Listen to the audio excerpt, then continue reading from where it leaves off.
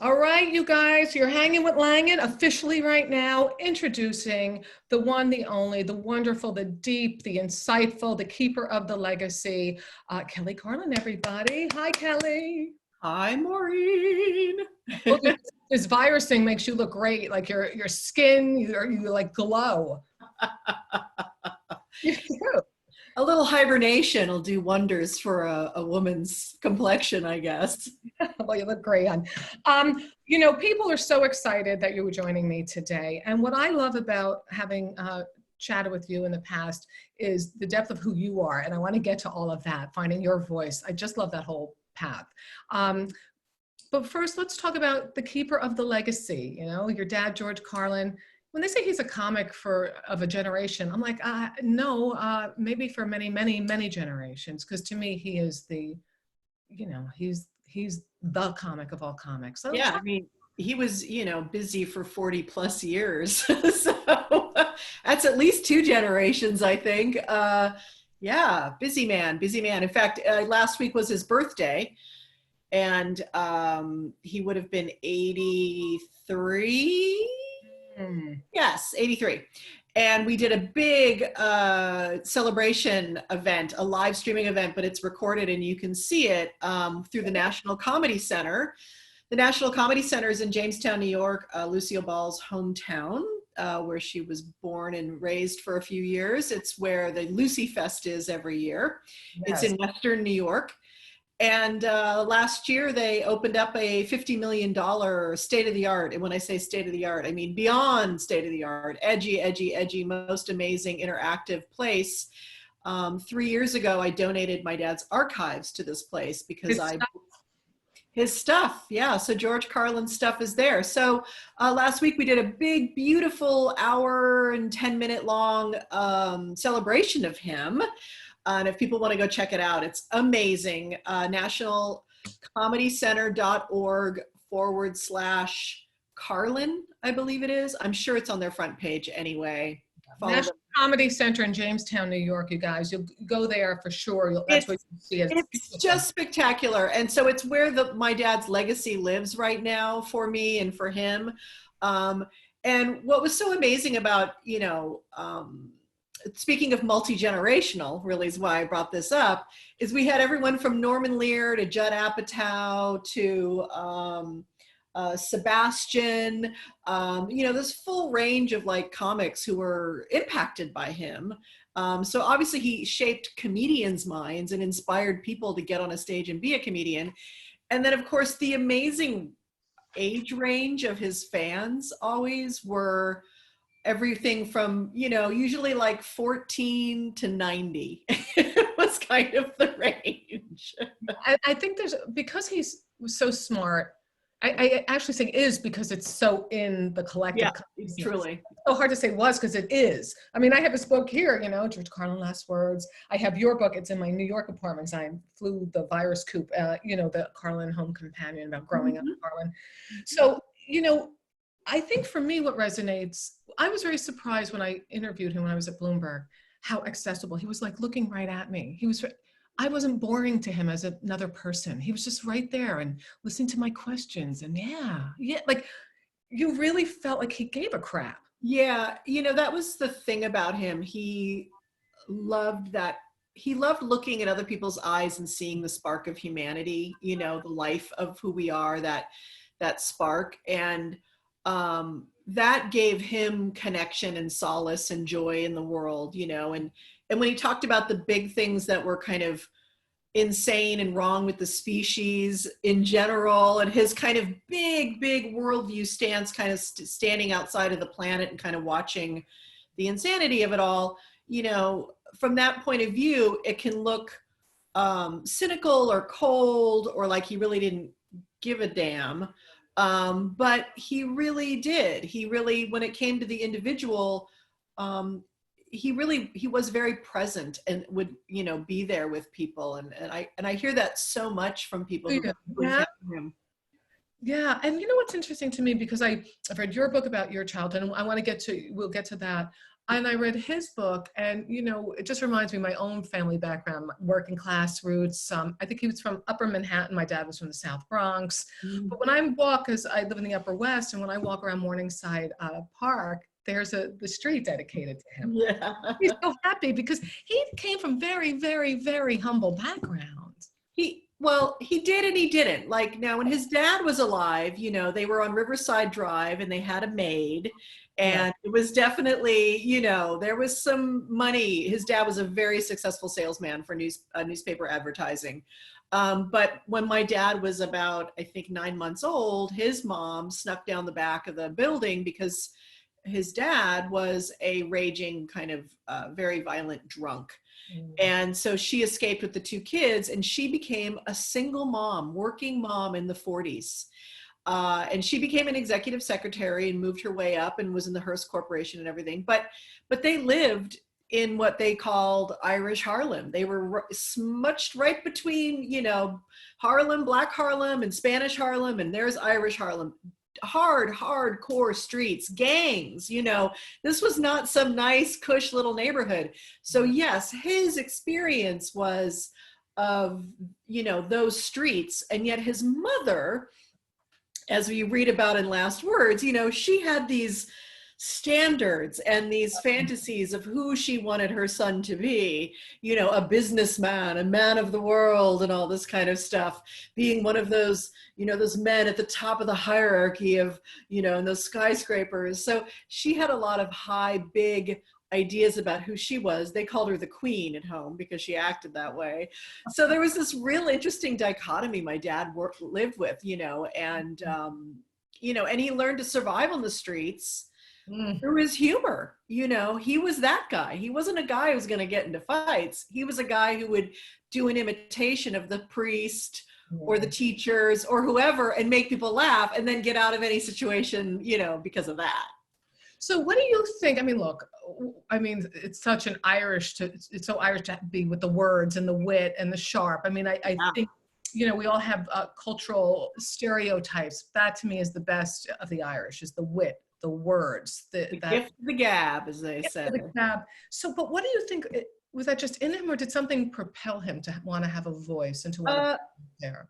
Oh, I think it was definitely a part of his genetics. His father, who I said had disappeared early in his life, was a award-winning public speaker, very articulate, very funny, great storyteller, won all the Dale Carnegie stuff, all that big stuff.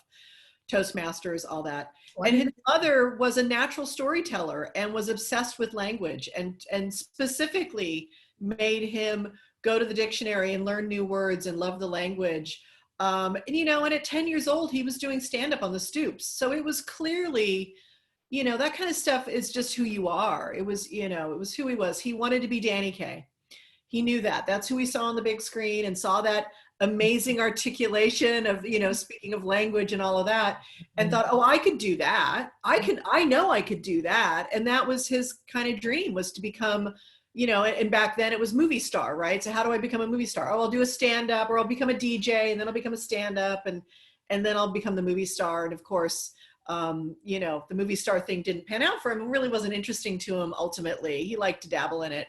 But clearly the art of monology really was his groove and was his genius. I am speaking with Kelly Carlin. We're going to get to who she is and her full self in a moment, but we're talking about her dad, the legacy of George Carlin. If you're just tuning in, it's good to see all of you. I'm glad you're all tuning in for this. Share, start a watch party, join Hanging with Langan. Your support's wonderful. If you like the shows, consider supporting. Thank you. Kelly, so let's talk about, where did you grow up? Did you grow up in New York, or did you grow up in LA? Where did you grow up? I was born in Dayton, Ohio, my mom was born and raised there, whisked immediately to New York City. And then just before my 3rd birthday, we moved out here to LA so that my dad had a big, he had an opportunity with John Davidson was doing a summer show, Craft Summer Music Hall, 1966. And my dad was hired to be the comedian and the writer, the head writer of the show. So he came out to do that, 66. Oh my God. He was, 20 something. And my mom was 20 something. And yeah, so I was born and raised out here on the west side of LA. LA is all I've ever known. It's where my whole life has been here practically. But a lot of my soul is in New York City.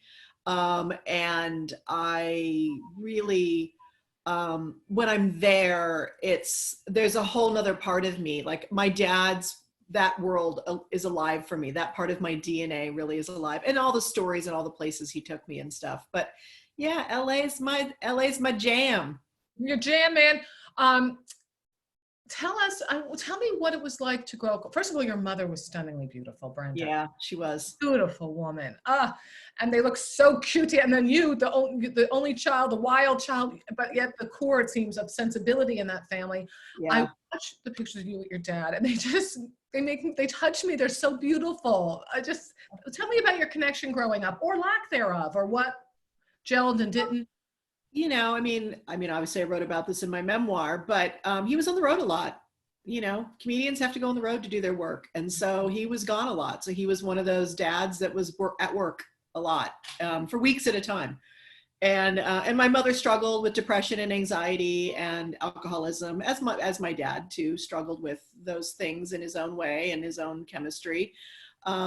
But we had, he was my ally. He was my champion. He was my protector, around my mom's alcoholism too. He and I were kind of always in cahoots and trying to help her and figure out how to control her, because, it was pretty intense.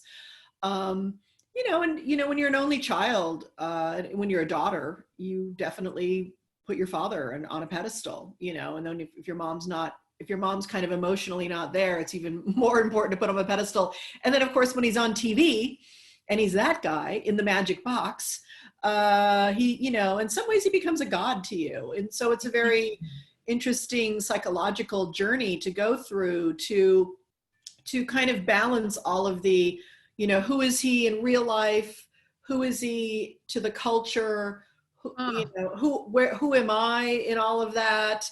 That big dance, it's a huge part of the journey that I write about in A Carlin Home Companion. And also really a lot of what since he died 12 years ago, just me sorting through a lot of that too, who is my real dad, and how, who was he to me, and all that dance all daughters do with dads. I mean, this is a very universal thing. Just because he happened to be famous and that guy, we all do a dance with our dads, as women. So I'm very curious about that journey for women in general, and I'm starting to write about it more the last 10 years of my life, and what it's been like to kind of find my own identity in the spotlight.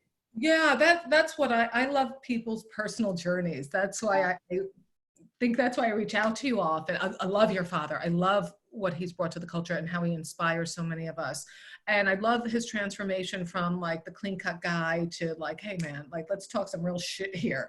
Yeah. And I don't know what the hell he'd be saying right now. Man, do we need his voice right now more than ever, So would you guys, when he was home, were you guys thick as thieves, or was he laid back, or was he, hey, I'm the boss now? Or he was a workaholic. He was working most of the time. If I could just be in his space and coloring at the same time, that was a great joy. He was very not a hands-on guy, not around a lot. I was an only child. I had to entertain myself most of the time. My parents were in their own kind of insanity until I was 12. But he tried. We did have a special bond, a special connection. And, there were moments. I remember when I was around 12 years old, it was right before my mom got sober, actually. And my dad decided like, oh, I know how I'll bond with Kelly and spend some time with her. And he like bought a baseball and a mitt and a bat, and he wanted to teach me how to play ball, and it was like, he didn't quite know what to do. He didn't have a father, so he didn't really understand fathering, I think, on a lot of ways. And because he was extremely driven, work driven, extremely driven, as you can see by his, being how prolific he was, there just wasn't a lot of bandwidth for personal relationships in his life. So he had to like kind of carve that out. And when he did, it was always special. He taught me how to ride a bike and, other kind of stuff like that. But, He wasn't, it was kind of like just those in-betweens, snatching those moments in between moments of the day, so it was, but they were always precious to me, certainly. Was he, well, I grew up in the alcoholic family. So, I know that but there's 6 of us. So we have others to go, did you see that? Did I say Mike? I didn't have that. I didn't have allies. But let me tell you though, even when you do in a big family, there's the other ones that are it's almost like a separate, divide, conquer, and save yourself, So you'll see something, the other one goes, that didn't happen. I thought it did. I swear to God, I just saw it with my own eye. And then you start to think you're ill. Like you think. Yeah, the gaslighting shit. Yep. Gaslighting shit that's now going on an international, national level. But it's like one huge, crazy alcoholic family out there right now in this world. So I do feel for you thinking about you having to navigate those waters alone, even if you have somebody go, no, it's over here. Come on, I got you. You don't have that when you're a solo child. So, and then I want to get onto your journey. What did you what would people be surprised? I mean, obviously it's very prolific, and in the music, it's in Jamestown. I want to get the right name of the National Comedy Center. The National Comedy Center. I just want to make sure I have it. The National Comedy Center, you guys, is where George Carlin's stuff has been donated by his daughter. And right now, because of COVID and everything, they're closed, but they have access to things you can see online that it's all been digitized, this amazing archive that I gave. So there's ways you can dig into his files and stuff like that. So what's there? What did you donate? That's a pretty big deal. What you donated about 7 steamer trunks worth of stuff. And they built a permanent exhibit on him, which is not the case in that museum or that space. Mostly it's about sitcoms or stand-up or this or that, and then there's an actual George Carlin space. And so you can kind of do just a general dive around it, but then you can do these deep dives into his archives, some of which is actual handwritten notes and things like that, calendars. He saved everything. My dad was OCD. He archived it kind of all himself already. He saved fan letters. He saved, just all sorts of things. Really? And his notes, and when he was working out bits and all that? Yeah, he tossed things along the years as far as bits and things like that, but I had a bunch of folders from the last, I'd say 5 years of material that he did, and a lot of stuff that he never saw the light of day was probably going to be future stuff. And I gave him a good portion of those handwritten notes to put in the archives. So you can see his process. That's really a lot of what you see as you understand his mind. I think that I was talking with somebody yesterday. I was telling you were coming on the show, and I said, one of the things I like about creative people is before it's polished. I love watching me too. Working it out when the colors aren't all blended yet. Because I have performing friends who will say, oh yeah, but it's not worked out. You don't want to see it yet. I go, no, that's exactly when I want to see it. I want to see the meat and potatoes. I love all that. So people can go online to the National Comedy Center. Was it hard for you to donate that stuff and let it go? I was ready at the time. I was really ready. I was ready to move on from being George Carlin's daughter in public and to really step into my own space again. Yeah. Because I'd spent about 7 years, 8 years at this point, 9 years at this point, after he died, kind of stepping in the spotlight and sharing the spotlight with him, and obviously doing my solo show and doing my memoir. And it was really time for me to let go and find my new relationship with my father, and to do some personal grieving finally too, because that was really hard to do. I did some of it in public and but basically I never missed him because he never went anywhere. And I think it's really an important part of an adult's life. If you do lose a parent, you have to feel the void. You have to feel the emptiness. You have to feel the loss and the grief in any loss in life, whether it's job, relationship, parent, child leaving home, menopause, whatever the shift is, a phase of life. You have to own the grief and feel the void so that you can really then decide, well, what is it that I'm moving on to next? There has to be an emptiness so that you can then be called to what is next in your life. And I knew that was really important for me to do. And I'd accomplished what I wanted, which is I really wanted to tell my story for so long, and I got to in big ways, and it was profoundly fulfilling. And I learned so much about myself, and I learned a craft and a couple of crafts, and I just knew it was time for me to go inward and and know that this archive and my dad's legacy would be handled beautifully, and it has been. And Wow. so then it has allowed me, I started teaching online. I started teaching mindfulness and meditation. I've been a practicing Buddhist for over 20 years. Oh, don't skip over. I want people to know this about you. Like, Yeah. Kelly. So I was teaching a couple of years ago something called Sunday Unplug. I don't do it anymore, but I've been a practicing Buddhist since after my mom died in 97. I always been a seeker. Everyone in my family had been a seeker, and I really stepped into that and kind of said out loud, okay, I'm interested in spirituality and want to go do this. And so I did. So I taught that for a while. And then what happened about the beginning of 2018, it's been about 2 years now, I knew I wanted to do some work that I'd been wanting to do for a while. I graduated in 2004 from a place called Pacifica Graduate Institute. I studied Jungian psychology. They have Joseph Campbell's, the great mythologist, archives there. So it's very mythology, Jung, archetypes, that kind of psychology, dream work, all that kind of good stuff, and a lot of creativity. They honor people who are storytellers and painters and dancers and all that.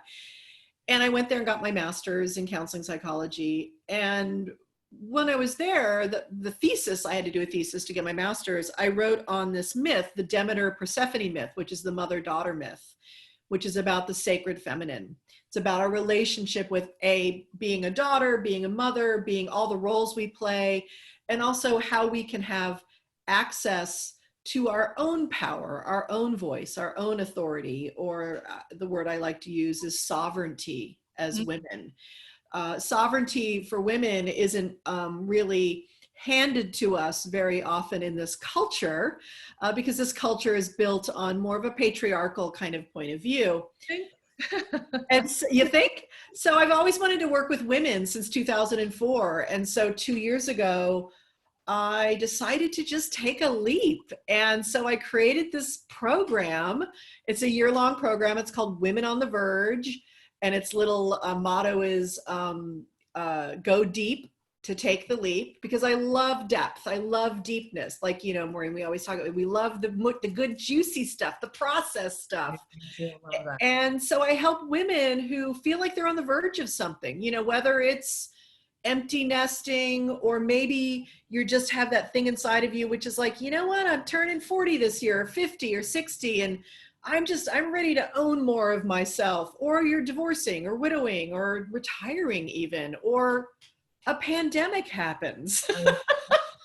You know, it doesn't matter what the trigger is. It's women and men too, of course, but I work with women. It's like, I know that I want the next chapter of my life to reflect more of who I am. And I want to clear out the personal and cultural baggage that keeps tripping me up, keeps getting in my way. Like, what would that be? Like the things we learn in our families of origin, of how to be a good girl, how to be a good daughter, or maybe you've been a traditional mom for 20 years and the kids are gone now, and you've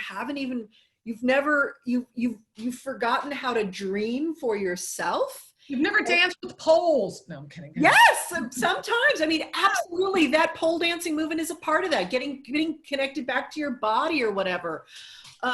You know, and then the cultural baggage, which is, like I was saying, you know, as women, we are taught to grow up to do one thing, which is to step into a role.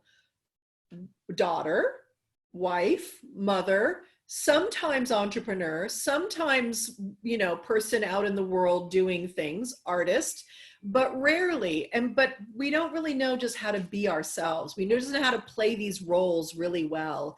So I help women look at the choices they made unconsciously or consciously inside of them, which ones they're ready to let go of, and also help them access different parts of themselves, maybe that they've never danced with before, or been in relationship with before. You know, maybe we're really great caretakers automatically, but what would it be like to be a warrior for yourself, or a creator, you know, an artist of some kind, you know? So all these kind of archetypal energies inside, and I take them through kind of a really understanding of their own life narrative. And I've got it's a very small community of women They're coached on some levels. There's community meetings. We work through material, and it's been everything I could ever imagine that I wanted it to be. And watching women find their voice, find their power, find their point of view, and to start to make choices where they're at the top of the list, and seeing that when they put themselves at the top of the list, the world doesn't come apart, the walls don't cave in, the earth doesn't open, and you know, things don't fall apart. Actually, they're actually better resourced than to be a mom or to be a wife or to be an entrepreneur or whatever the hell they want to be. So it's been incredible work. And I'm just like, so, you know, because of my own journey, I use my own life journey a lot in it and stuff. And it's just yummy, juicy, yay. I feel so honored to be able to do this work with women. Well, I want people to know what that is. It's Women on the Verge Coaching with Kelly Carlin, and they can go to womenonthevergecoaching.com. Yeah, that's my little landing page, womenonthevergecoaching.com. You can read a little bit about it. If it sounds like something you're interested in, just click the button. There's a little application to fill out, which then I read and I kind of get an idea.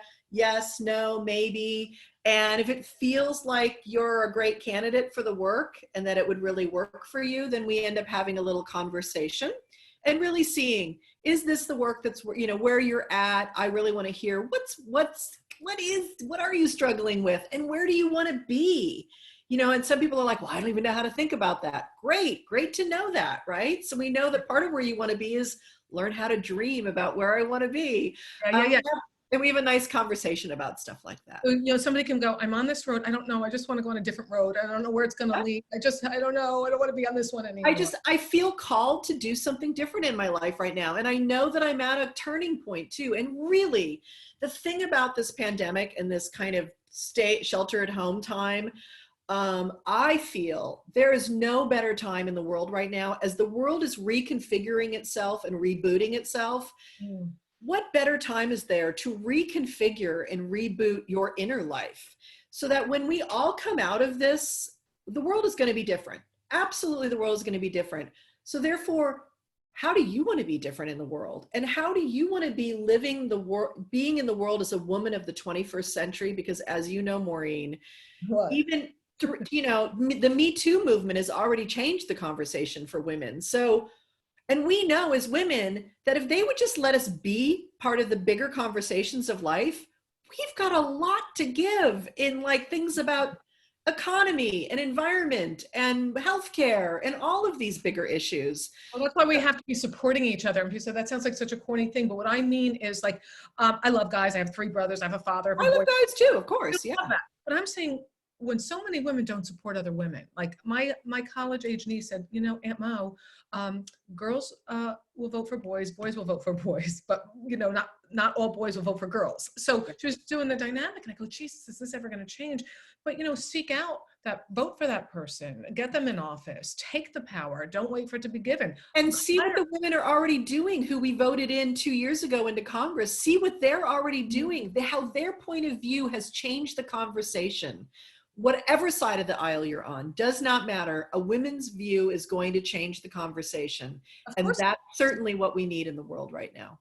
I spoke to Colleen Jenkins, who is the great-great-granddaughter of Elizabeth Cady Stanton. Wow. Yeah. I've interviewed her a couple times. Just women like you I love, you know? So I said, what would, you know, Elizabeth Cady Stanton, if you don't know out there, and that'll make me want to hate you, and I don't want to hate people. They're learning today who she is, Maureen. They're learning today. By the way, though, I got to give you guys a shout out. Sorry, Kelly, I got to do a commercial break. My new store is online. It's just go to molangan.com and store. And I have all my Don't Make Me Hate You products, the masks, it's hysterical baby onesies, because you all about love. It's in their court if you hate them. You don't want to. So they have to know, no, don't make you hate them. And if you want to support the show, paypal.me/Mo Langan. This is the full-time work we put out there, you folks. You don't have to. I bring you a free show every day. But if you want to support, always welcome, but not necessary, but kind of necessary. So just freaking do it. All right. So where were we again with all this? So Yeah, so I said to the great-great-granddaughter of the suffragette, the original suffragette, Elizabeth Cady Stanton, I said, what would your great-great-grandmother be saying right now, given these times? She wouldn't be saying anything, she'd be doing. Wow.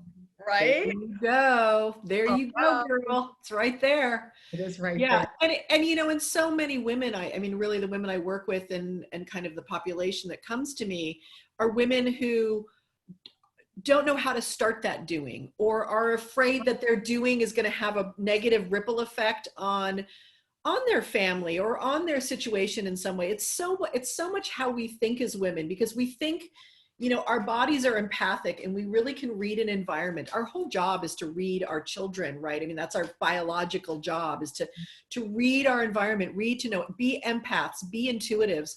So we really feel into the situation, and we always worry, well, if I do this, then what's the ripple effect going to be? And so we get into paralysis. Oh, well, then I don't want to change anything because I don't want to upstart the apple cart or whatever.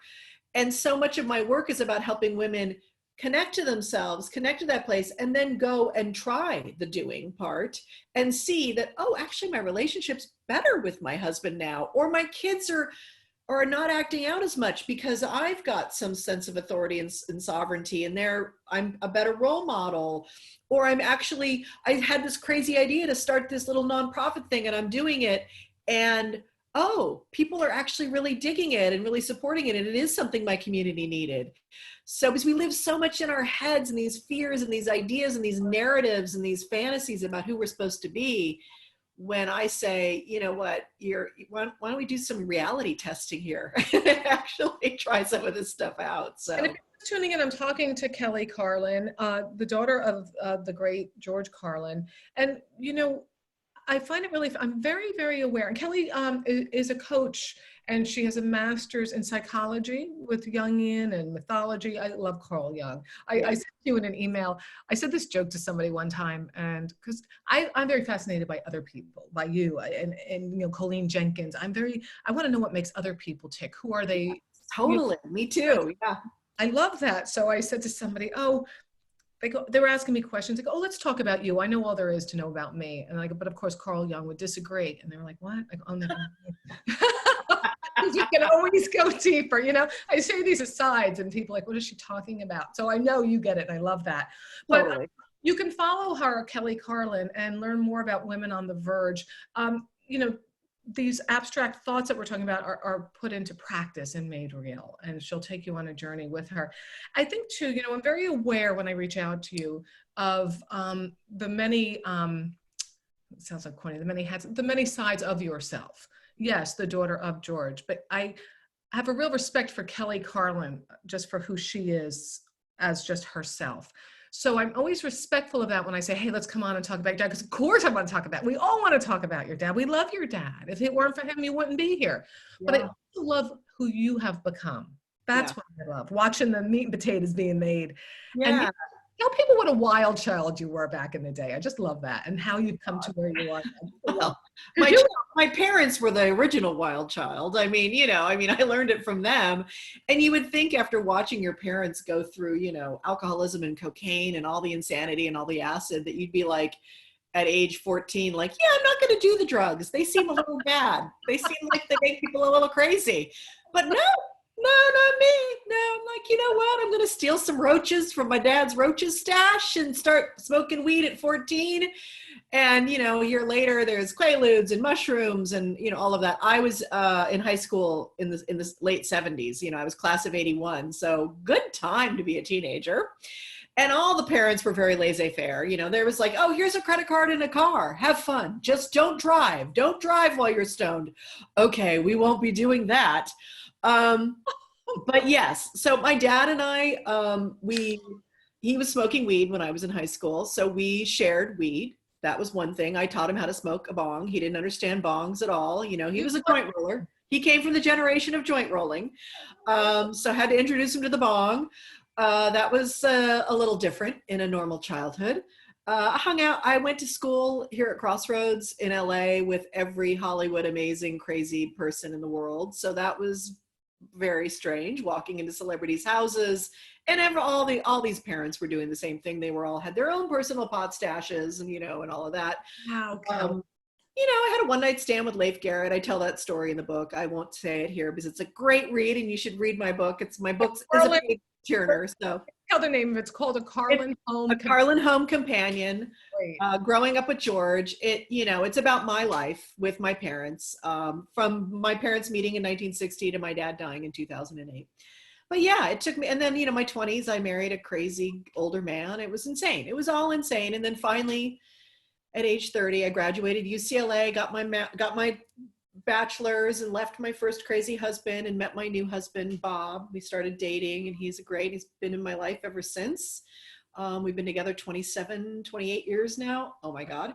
And yeah, it's been a wild ride. So, but it's my life and I love it. And my mom got sober and she was alive until she was in her 50s. Actually, I'm turning 57 this year, the year she died. So that's an interesting reality. But, my mom and I got some real quality time to heal also. And, and then watch my dad through the decades do his thing as a great genius. I was always very proud of my dad.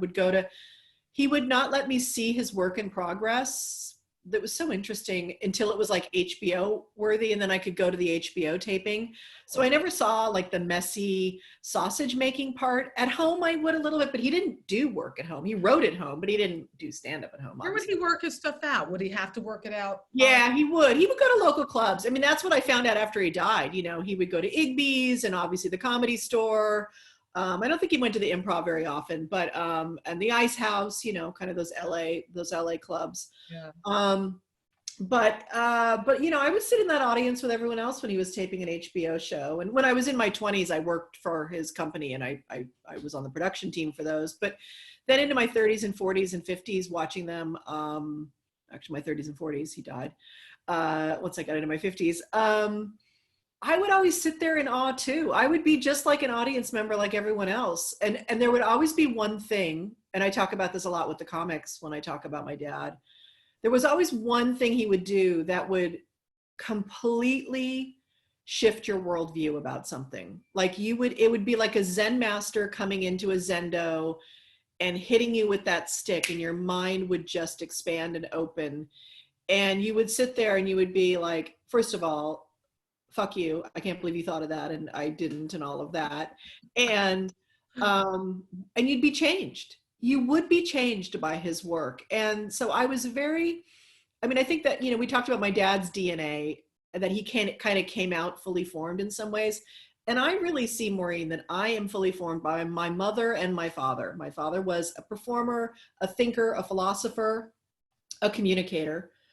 I am definitely a philosopher and a communicator.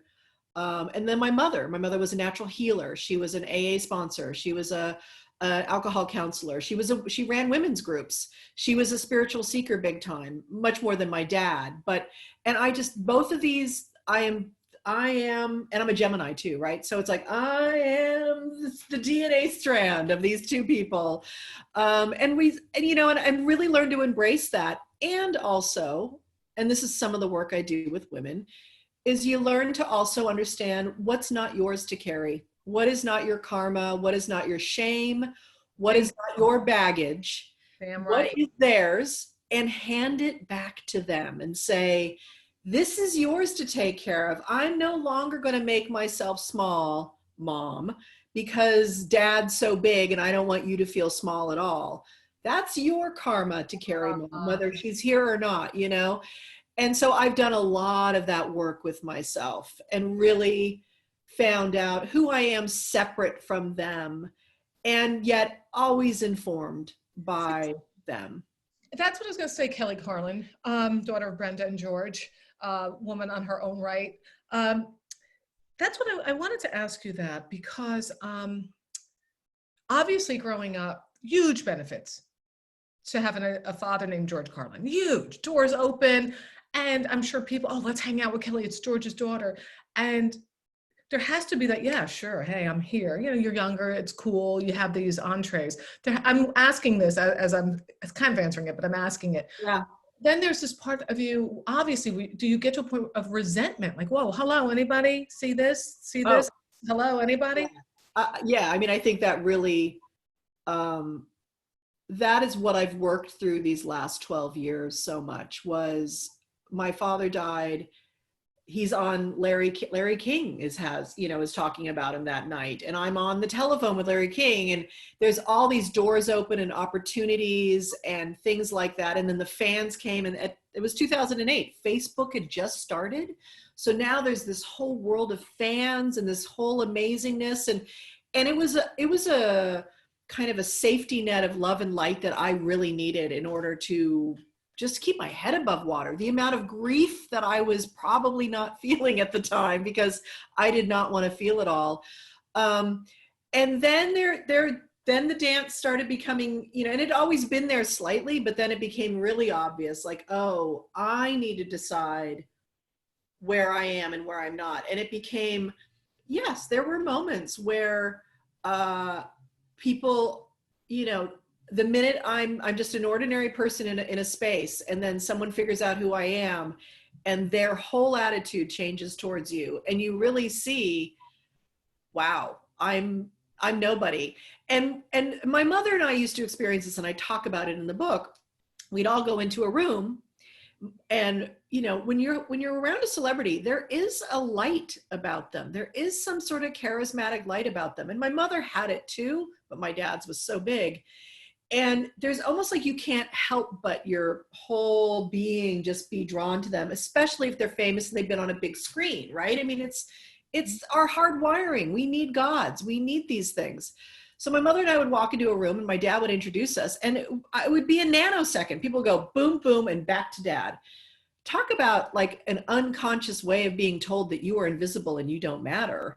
Wow. So yes, I have had to work through that and figure out my own boundaries around it. And I think that's part of why I donated my dad's stuff to the National Comedy Center, because I go there once a year. Unfortunately, I won't be going there this summer, but I normally go there for 2 weeks. I spend 2 weeks there during Lucy Fest. I do panels. I get to be the person who helped the National Comedy Center by donating these archives. I have a position there. Of course, I receive all the love of my dad, which is such a profound privilege to be able to do, to receive his love. And I get to kind of compartmentalize it and let it be there. And then the rest of my time, I get to kind of go about my work. And most of the time now, people come to me for interviews. They want to just solely talk about my dad, or they're interested in that. I say, you know what? I've done 200 of those interviews. I don't need to do them anymore. I'm okay with being this. And so it's a dance. It's still a dance, but I'm so much more in my body and in my knowledge of who I am, and able to love my dad, love his fans, and also be like, I don't need to spend any time. I mean, I left social media 3 summers ago, 2016. Facebook, you're like, bye wig, I'm off. But I left, I just left for the summer of the campaign of 2016.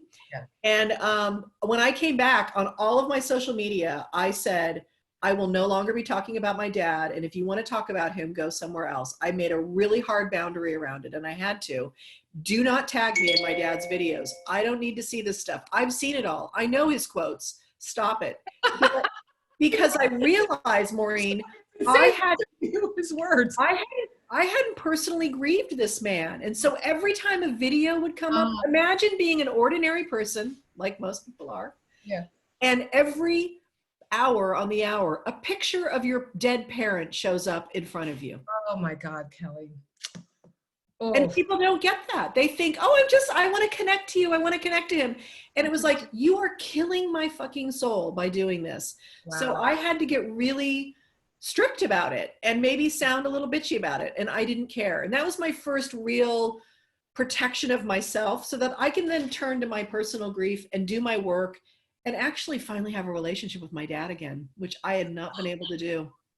Oh, that just took my breath away. You needed to get away from all of that so you could find your relationship with him. I could just be with my dad and remember who my dad was, and what kind of work did I need to do with my dad now inside my mind and inside my body in order to figure out where I'm going next and what I want, and how do I put him aside and stay connected, and how do I just let him be a dad and not this subject, this topic I talk about all the time, because Well, he'd become an object to all of us. And so I'm starting to write about this stuff, and I'm really excited to actually delve into it in my writing and be able to share it at some point.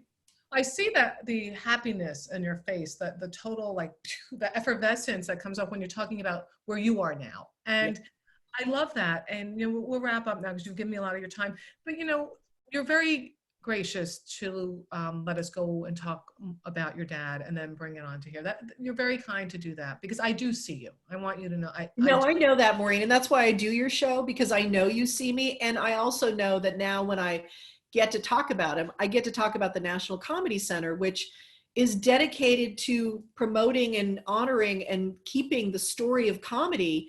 There is no other cultural institution in the world that does this. And how can that be, with comedy being one of the biggest forces for good and healing and enjoyment and entertainment in our lives? And so I get to talk about this other thing too when I get to talk about my dad now. So it's a great invitation for me. And it's a container for his stuff now. It is. It's stuff, but really it is so that you're not having to pick all this and give it to, I do hope though you put more women on the Lucille Ball Festival. That's what I want up there.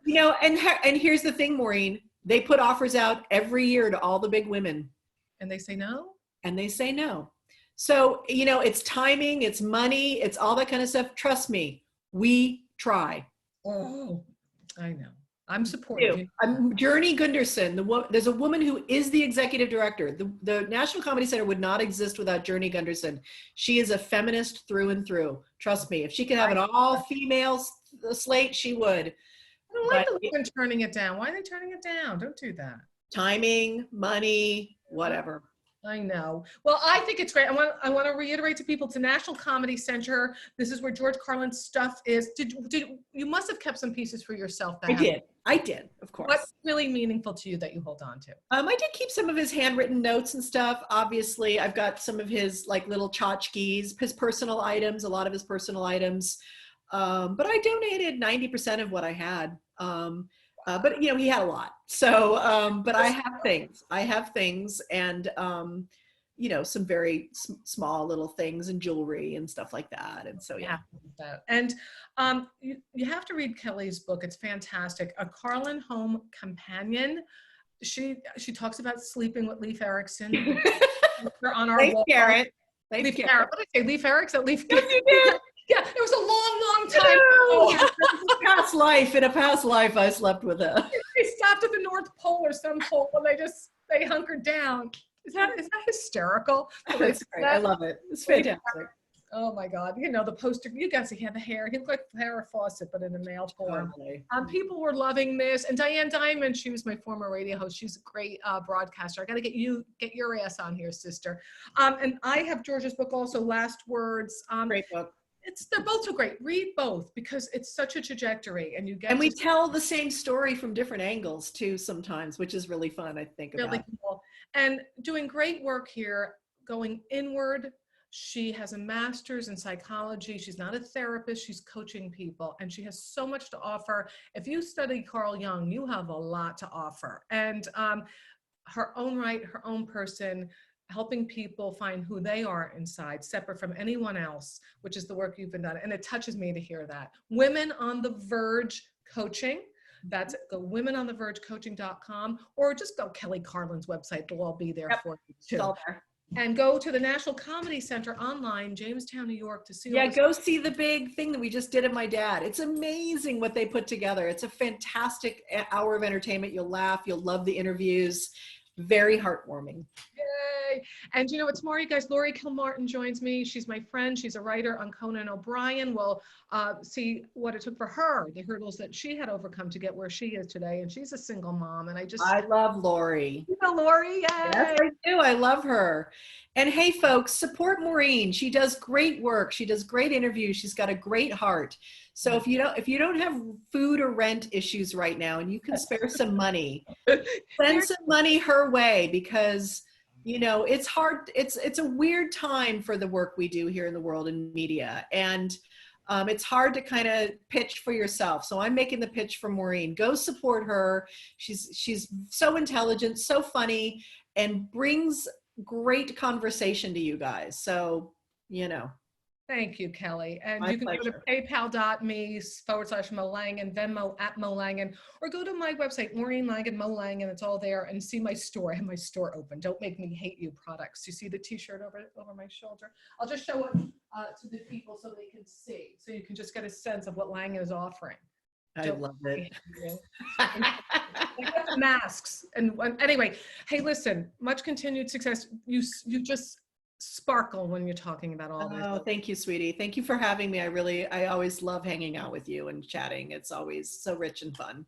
An honor. Thank you, Kelly. Mwah, be safe. Thanks. Virtual hug. Bye.